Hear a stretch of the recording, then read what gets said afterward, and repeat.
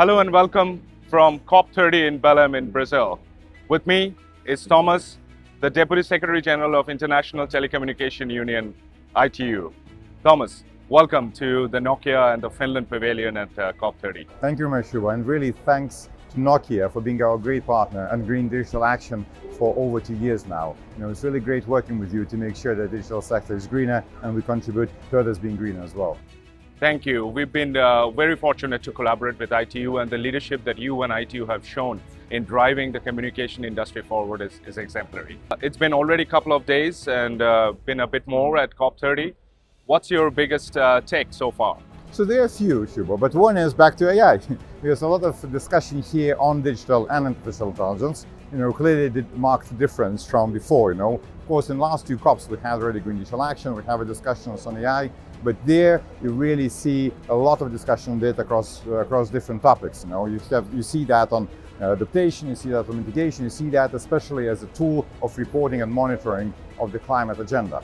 And we are launching, for example, today NDC report, which looks at the NDCs that we had by middle of September, and it shows that 90% of them mention digital. So digital is really important.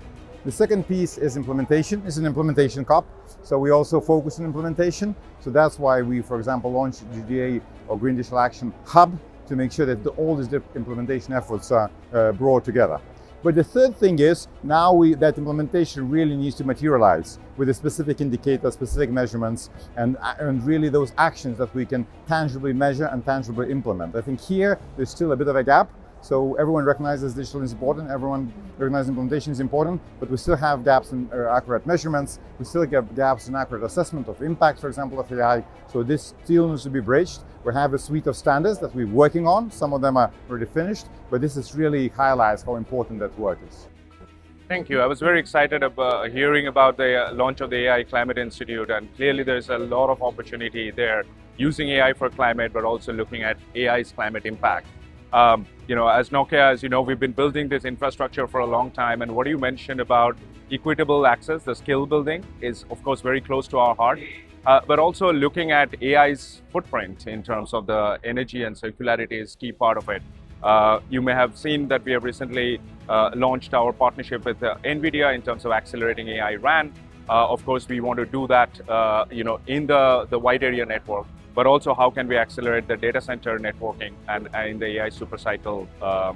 We are really pleased to hear the focus of ITU. Can I deep dive a little bit in the area of standardization, and what do you think is the role of standardization in AI development so that we can build this both sustainably as well as with trust? So standards are a key way to make sure the technology is broadly available, because that's kind of usually lowers the cost of technology, makes it interoperable, so much easier for different people to use, but also makes things like, for example, environmental aspects of AI use more measurable, and it's possible to benchmark and understand where we are, So standards, of course, is ITU's bread and butter, so we are a standard development organization. If we talk about AI, we have more than 400 standards either developed or in development on artificial intelligence. And then on another track, we of course have our sustainable ICT standards that help digital industry to meet Paris targets, or at least to guide that towards the Paris targets, help measure the emissions, but also look at other aspects, for example, electronic waste or e-waste. So in this regard, this thing is super important. I mentioned some of the challenges as well here, for example, measurement. So really addressing those challenges. We're just in the final stages of approving, for example, a new standard on AI environmental impact assessment. And then we'll move further to do that on aggregate level, the ability to do a standard that looks at the global, regional and cities level as well. And on the other hand, also more granular level, looking at the scoring of AI systems and looking how different systems clearly perform environmentally, and through that encourage industry to be more sustainable. In that regard also it's important to see, to go through the value chain of AI, So we're looking at that from the, let's say, data centers, for example, where we have already some existing work there, like a Green Data Center Guides, to all the way to the software. We just also recently launched Green Software Repository, helping coders to do their code in a much more sustainable way. It means that, the code that runs using less energy and all that, So this is actually standards, I think, is key for both AI development, so that's so it's available everywhere, but also to address this key thing that we're talking here at COP, how to make AI more sustainable and how to make sure that AI is not a problem, with the skyrocketing energy use, but really the big part of the solution to the climate crisis. That's a fantastic way to conclude this conversation. Thank you for talking to us about how AI can drive to a resilient, sustainable, and equitable future. And thank you for your leadership, Thomas, and the leadership through ITU. Thank you very much, Subho. Thank you, Nokia. Thank you. Thank you.